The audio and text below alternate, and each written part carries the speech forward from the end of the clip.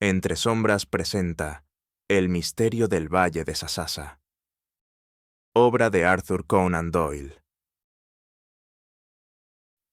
¿Sé por qué a Tom Donahue lo llaman Tom el Afortunado? Sí, lo sé, y eso lo puede decir más de 1 de cada 10 de quienes lo llaman así.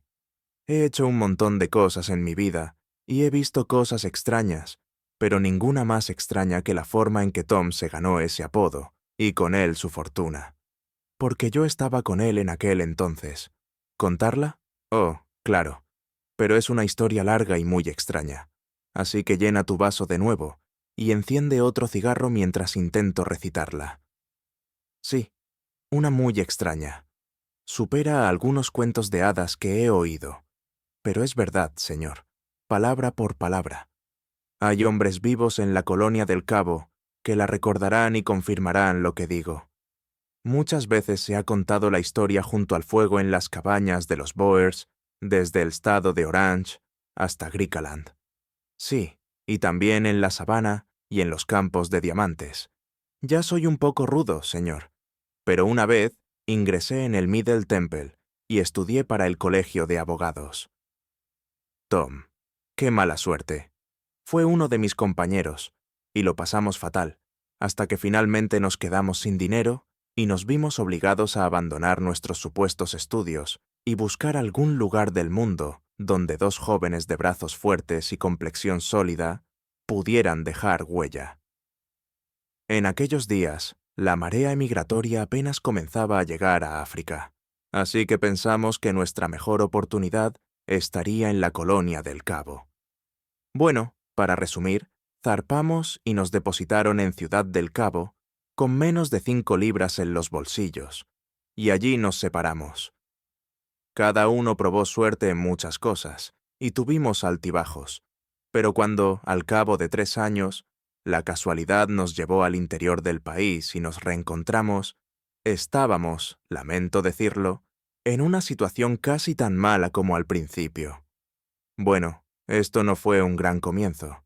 Estábamos muy desanimados, tanto que Tom habló de volver a Inglaterra y conseguir un puesto de oficinista. Porque, verán, no sabíamos que habíamos gastado todas nuestras cartas y que las cartas de triunfo iban a salir. No. Pensábamos que nuestras manos eran malas todo el tiempo. Estábamos en una zona muy solitaria del país, habitada por unos pocos granjeros dispersos, cuyas casas estaban cercadas para defenderse de los cafres. Tom Donahue y yo teníamos una pequeña cabaña en medio del bosque, pero se sabía que no teníamos nada y que éramos hábiles con los revólveres, así que teníamos poco que temer. Allí esperábamos haciendo pequeños trabajos, con la esperanza de que algo apareciera. Bueno, después de estar allí como un mes, algo sucedió cierta noche, algo que nos cambió a ambos. Y es sobre esa noche, señor, que voy a contarle. La recuerdo bien. El viento aullaba junto a nuestra cabaña y la lluvia amenazaba con estallar en nuestra tosca ventana.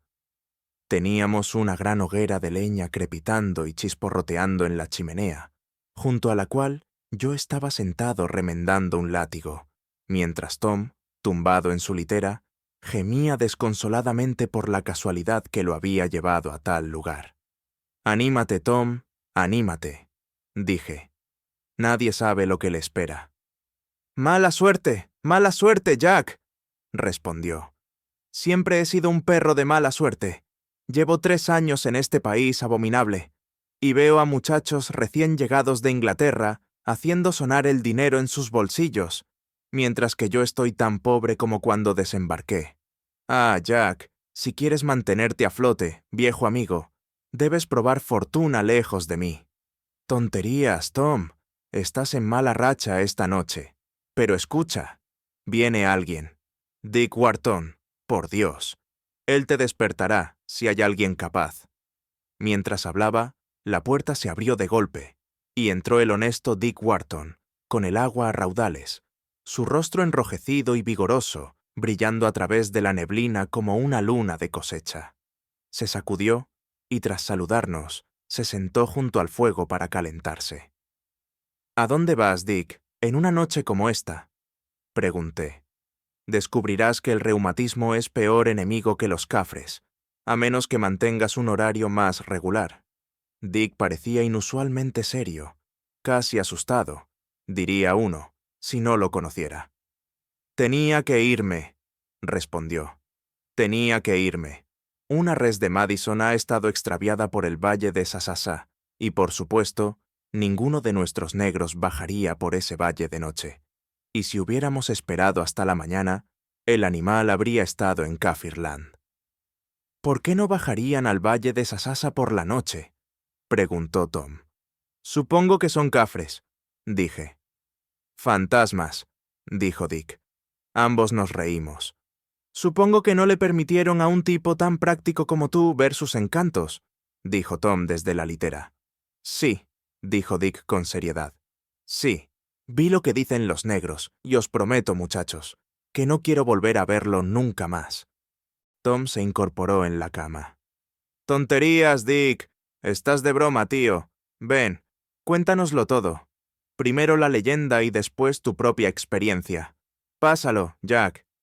«Bueno, en cuanto a la leyenda», empezó Dick, «parece que los negros han oído hablar de que el valle de Sasasa está embrujado por un demonio aterrador. Cazadores y vagabundos que bajan por el desfiladero han visto sus ojos brillantes bajo las sombras del acantilado. Y la historia cuenta que quienquiera que haya tenido la oportunidad de encontrarse con ese resplandor siniestro ha visto su vida eterna arruinada por el poder maligno de esta criatura. Sea cierto o no», continuó Dick con tristeza, «quizás tenga la oportunidad de juzgarlo por mí mismo». «Vamos, Dick, vamos», gritó Tom. «Cuéntanos qué viste». «Bueno, estaba bajando a tientas por el valle, buscando a la vaca de Madison, y supongo que ya había llegado a la mitad, donde un acantilado negro y escarpado se adentra en el barranco a la derecha, cuando me detuve a beber de mi cantimplora. Tenía la vista fija en el acantilado que he mencionado, y no noté nada inusual en él. Levanté la cantimplora y di un par de pasos hacia adelante, cuando en un instante surgió, aparentemente desde la base de la roca, a unos 2,5 metros del suelo y a 100 yardas de mí, un extraño resplandor espeluznante, parpadeante y oscilante, que se apagaba gradualmente y luego reaparecía. No, he visto muchas luciérnagas y luciérnagas, nada de eso.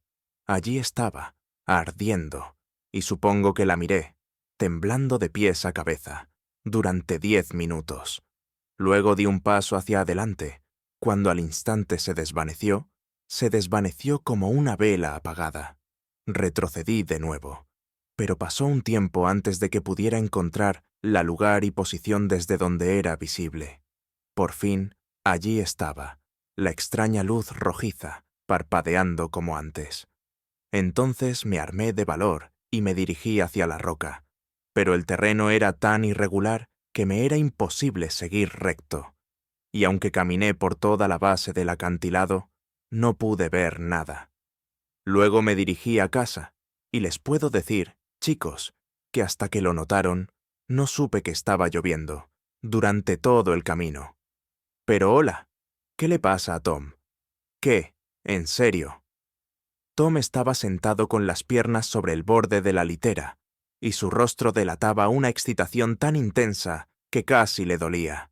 El demonio tendría 2 ojos. ¿Cuántas luces viste, Dick? ¡Habla! Solo uno. ¡Hurra!, gritó Tom. Mejor así.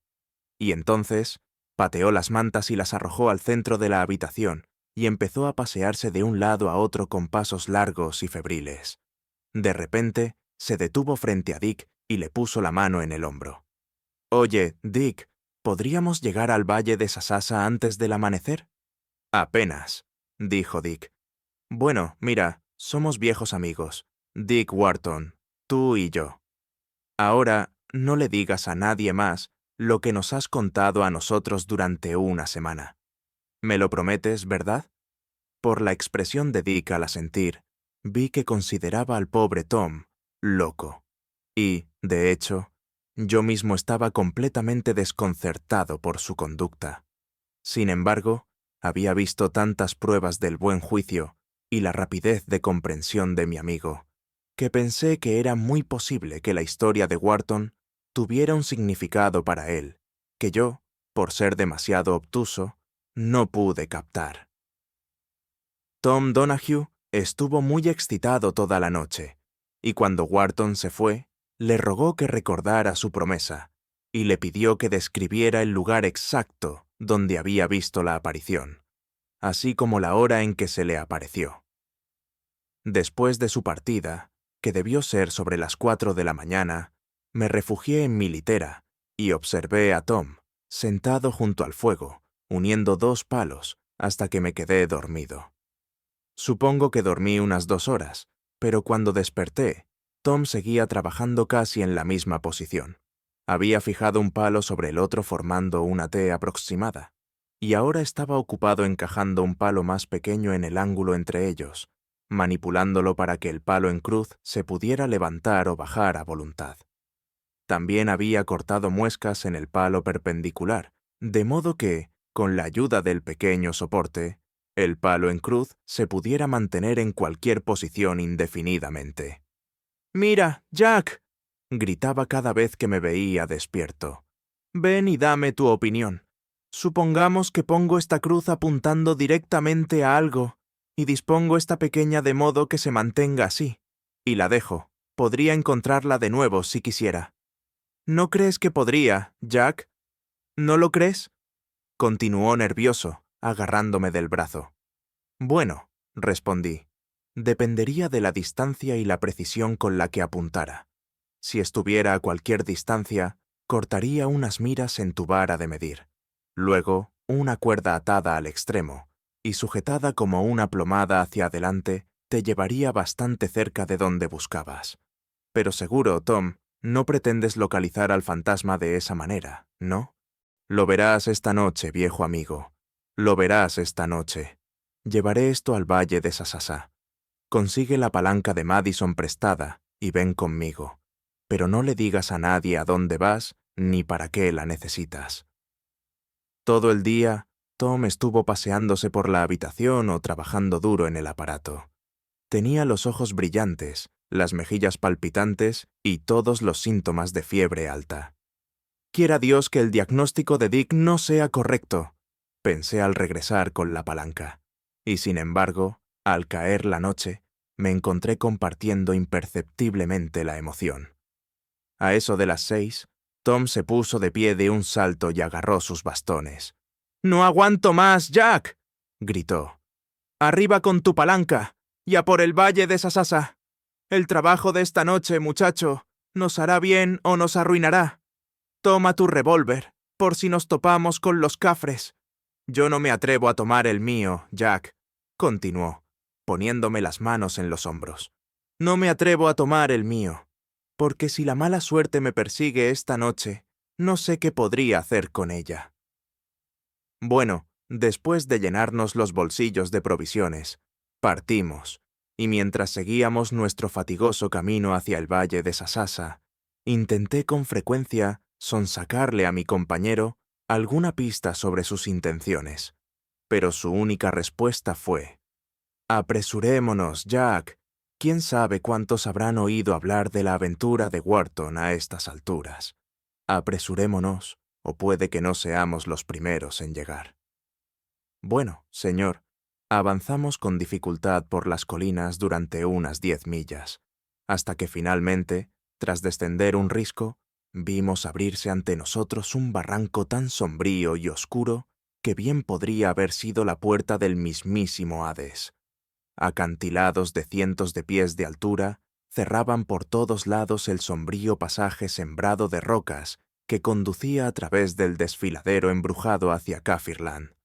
La luna, al elevarse sobre los riscos, resaltaba con fuerza los ásperos e irregulares pináculos de roca que los coronaban, mientras que abajo todo estaba oscuro como el erebo.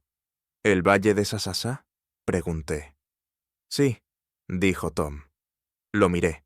Estaba tranquilo ahora. El rubor y la fiebre habían desaparecido. Sus acciones eran deliberadas y lentas. Sin embargo, había cierta rigidez en su rostro y brillo en sus ojos que indicaban que había llegado una crisis. Entramos al paso, tropezando entre las grandes rocas. De repente, oí una breve exclamación de Tom. «¡Ese es el risco!», gritó, señalando una gran masa que se alzaba ante nosotros en la oscuridad. «Jack, por favor, usa la vista. Supongo que estamos a unos 100 metros de ese acantilado, así que muévete lentamente hacia un lado, y yo haré lo mismo hacia el otro. Cuando veas algo, detente y grita. No des más de 30 centímetros por paso y mantén la vista fija en el acantilado, a unos 2,5 metros del suelo. ¿Listo?» Sí. Para entonces, yo estaba aún más emocionado que Tom. No podía conjeturar cuál era su intención o propósito, salvo que quería examinar a la luz del día la parte del acantilado de donde provenía la luz. Sin embargo, la influencia de la situación romántica y de la excitación contenida de mi compañero era tan grande que podía sentir la sangre corriendo por mis venas y contar los latidos de mis sienes. «¡Arranquen!», gritó Tom, y nos pusimos en marcha, él a la derecha, yo a la izquierda, cada uno con la mirada fija en la base del risco. Yo había avanzado unos 6 metros, cuando en un instante me iluminó. A través de la creciente oscuridad brilló un pequeño punto rojizo, cuya luz se desvanecía y aumentaba, parpadeaba y oscilaba, y cada cambio producía un efecto más extraño que el anterior.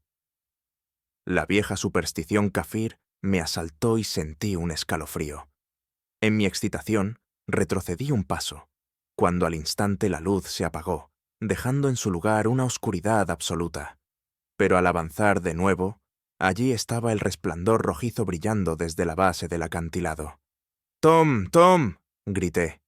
«¡Ay, ay!», le oí exclamar mientras corría hacia mí. «Ahí está, ahí, contra el acantilado». Tom estaba a mi lado. «No veo nada», dijo. «Ahí, ahí, hombre, ahí delante de ti». Di un paso a la derecha mientras hablaba, cuando la luz desapareció al instante de mis ojos. Pero por las exclamaciones de alegría de Tom, era evidente que desde mi posición anterior también lo veía. «Jack», gritó, mientras se giraba y me estrechaba la mano. «Jack, tú y yo no podremos volver a quejarnos de nuestra suerte. Ahora amontona unas cuantas piedras donde estamos». «Así es. Ahora debemos fijar mi poste indicador firmemente en la cima». «Listo. Haría falta un viento fuerte para derribarlo. Y solo necesitamos que aguante hasta la mañana». «Ay, Jack, hijo mío. Pensar que ayer mismo hablábamos de convertirnos en oficinistas. Y tú también dices que nadie sabe lo que le espera. Por Júpiter, Jack, sería una buena historia». Para entonces, ya habíamos fijado firmemente el palo perpendicular entre dos piedras grandes, y Tom se agachó y observó la horizontal. Durante un cuarto de hora entero, lo estuvo subiendo y bajando alternativamente, hasta que finalmente, con un suspiro de satisfacción, fijó el puntal en el ángulo y se levantó. «Mira, Jack», dijo, «tienes la vista más aguda para observar que conozco». Miré a mi alrededor. Allí, más allá de la vista, estaba la mancha rojiza y centelleante, aparentemente en la punta del palo. Tan bien ajustado estaba. «Y ahora, muchacho», dijo Tom, «cenemos y durmamos. No hay nada más que hacer esta noche, pero necesitaremos toda nuestra inteligencia y fuerza. Mañana. Consigue palos y enciende una fogata aquí. Así podremos vigilar nuestro poste de señales y asegurarnos de que no le pase nada durante la noche». Bueno, señor, encendimos una fogata y cenamos con el ojo del demonio Sasasa, girando y brillando frente a nosotros toda la noche.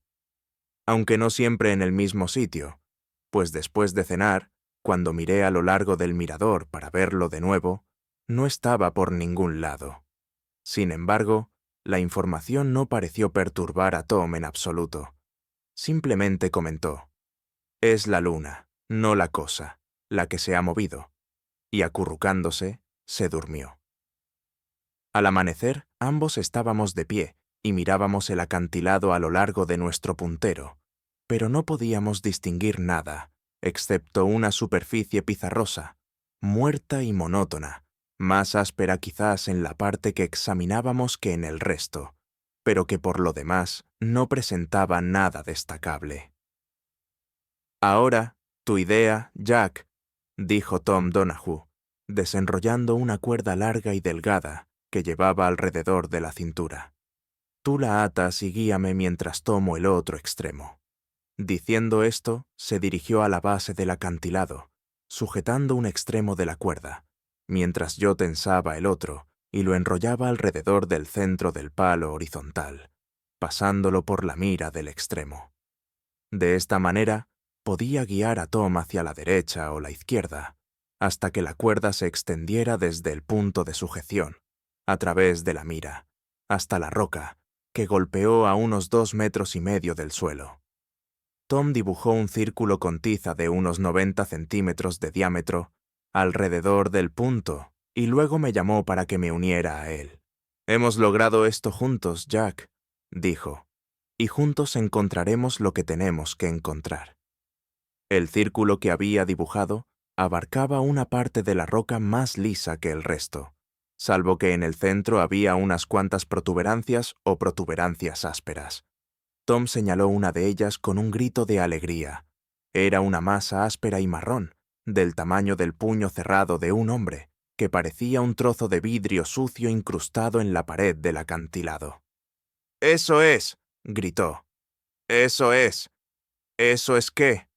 Vaya, hombre, un diamante, y uno que ningún monarca en Europa envidiaría a Tom Donahue. Arriba la palanca y pronto exorcizaremos al demonio del valle de Sasasa». Me quedé tan asombrado que por un momento me quedé sin palabras por la sorpresa, mirando el tesoro que tan inesperadamente había caído en nuestras manos. «Toma, pásame la palanca», dijo Tom. Ahora, usando este pequeño pomo redondo que sobresale del acantilado como punto de apoyo, quizá podamos sacarla. «Sí, ahí va. Nunca pensé que sería tan fácil. Jack, cuanto antes volvamos a nuestra cabaña y bajemos a Ciudad del Cabo, mejor». Empacamos nuestro tesoro y cruzamos las colinas hacia casa. De camino, Tom me contó cómo, siendo estudiante de Derecho en Middle Temple, encontró en la biblioteca un panfleto polvoriento, escrito por un tal Jans van Honim, que relataba una experiencia muy similar a la nuestra, sufrida por el respetable Dutchman a finales del siglo XVII, y que resultó en el descubrimiento de un diamante luminoso. Esta historia fue la que se le ocurrió a Tom mientras escuchaba la historia de fantasmas del honesto Dick Wharton, mientras que los medios que empleó para verificar su suposición surgieron de su propio y fértil cerebro irlandés. «Lo llevaremos a Ciudad del Cabo», continuó Tom, «y si no podemos venderlo con ventaja allí, valdrá la pena embarcarlo a Londres. Pero vayamos primero a casa de Madison. Él sabe algo de estas cosas y quizás pueda darnos una idea de lo que podríamos considerar un precio justo por nuestro tesoro». Nos desviamos del camino antes de llegar a nuestra cabaña y seguimos por el estrecho sendero que conducía a la granja de Madison. Estaba almorzando cuando entramos, y en un minuto estábamos sentados a su lado, disfrutando de la hospitalidad sudafricana. «Bueno», dijo después de que los sirvientes se fueran, «¿qué se cuece ahora? Veo que tienen algo que decirme». «¿Qué es?» Tom sacó su paquete y desató solemnemente los pañuelos que lo envolvían. «Aquí tienes», dijo, dejando su cristal sobre la mesa. «¿Cuál dirías que es un precio justo por eso?» Madison lo tomó y lo examinó con atención. «Bueno», dijo, dejándolo de nuevo, en estado bruto, «unos 12 chelines por tonelada». «¡12 chelines!», gritó Tom, poniéndose de pie. «¿No ves lo que es? ¡Sal de roca! Violín de rock, un diamante». «¡Pruébalo!», dijo Madison. Tom se lo llevó a los labios, lo tragó con una exclamación terrible y salió corriendo de la habitación. Yo también me sentía bastante triste y decepcionado, pero al recordar lo que Tom había dicho sobre la pistola, salí también de la casa y me dirigí a la cabaña, dejando a Madison boquiabierta de asombro. Al entrar, encontré a Tom tumbado en su litera, de cara a la pared, aparentemente demasiado desanimado para responder a mis consuelos, anatematizando a Dick y Madison, al demonio Sasasa y a todo lo demás. Salí de la cabaña y me refresqué con una pipa después de nuestra agotadora aventura. Estaba a unos 50 metros de la cabaña cuando oí el sonido que menos esperaba oír. Si hubiera sido un gemido o una palabrota, lo habría dado por sentado, pero el sonido que me hizo detenerme y quitarme la pipa de la boca fue una carcajada. Al instante siguiente, el propio Tom salió por la puerta, con el rostro radiante de alegría. ¿Con ganas de dar otra caminata de 10 millas, amigo? ¿Qué? ¿Por otro terrón de sal de roca, a 12 chelines la tonelada? Basta ya, Hal, si me quieres, sonrió Tom. Mira, Jack, qué tontos somos al quedarnos tan atónitos por una nimiedad. Siéntate en este tocón 5 minutos y te lo diré con la claridad del día. Has visto muchos trozos de sal de roca pegados a un risco, y yo también, aunque este nos causó un gran revuelo. Jack, ¿alguno de los trozos que has visto brillaba en la oscuridad más que una luciérnaga? Bueno, no puedo decir que lo hayan hecho alguna vez. Me aventuraría a profetizar que, si esperáramos hasta la noche, cosa que no haremos, veríamos esa luz aún brillando entre las rocas. Por lo tanto, Jack, cuando nos llevamos esta sal sin valor, nos equivocamos de cristal. No es extraño en estas colinas que un trozo de sal de roca se encuentre a menos de un pie de un diamante. Nos llamó la atención, nos emocionamos, así que hicimos el ridículo y dejamos la piedra auténtica. Puedes estar seguro, Jack, la gema de Sasasa yace dentro de este círculo mágico de tiza en la cara de aquel acantilado. Vamos, viejo, enciende tu pipa y guarda el revólver, y nos iremos antes de que ese tal Madison tenga tiempo de atar cabos. No sé si esta vez me sentía muy optimista. De hecho, había empezado a considerar el diamante como una auténtica molestia. Sin embargo, en lugar de aguarle las expectativas a Tom, anuncié que estaba ansioso por empezar. Menudo paseo. Tom siempre fue un buen montañero, pero su entusiasmo pareció darle alas ese día, mientras yo lo seguía a toda prisa. Cuando estuvimos a menos de 1 kilómetro, se puso en marcha y no se detuvo hasta llegar al círculo blanco en el acantilado. Pobre Tom.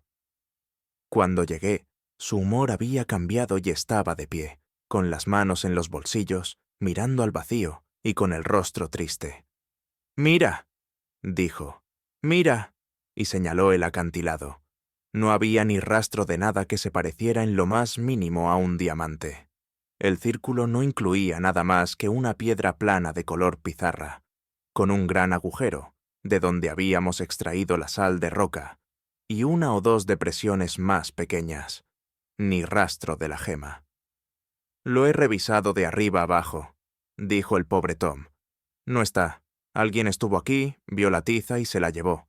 Ven a casa, Jack, me siento cansado». Ay, qué suerte la mía.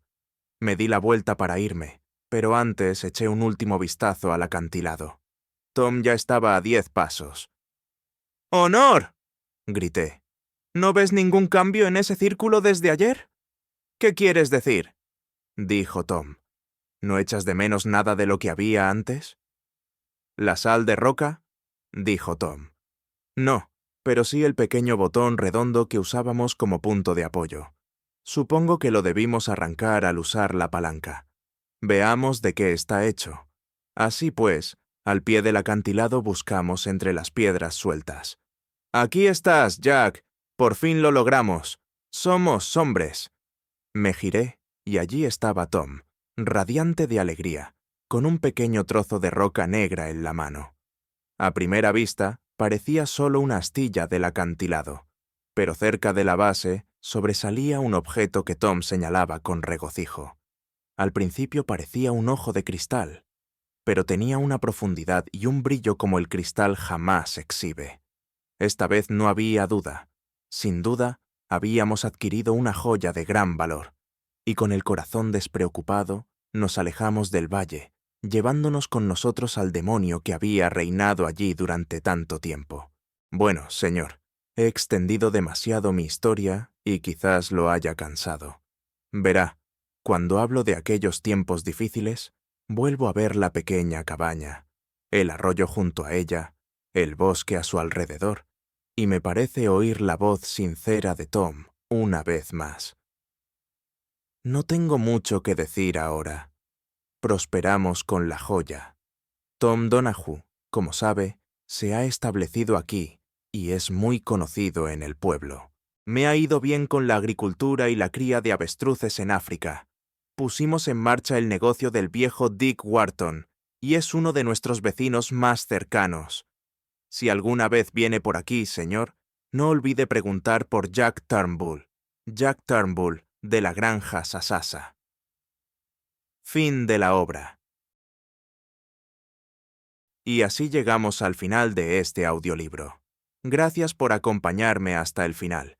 Si esta obra te gustó, te invito a dejar tu like, compartir el video y suscribirte al canal para seguir disfrutando juntos de grandes historias. Nos vemos en el próximo relato. Hasta pronto.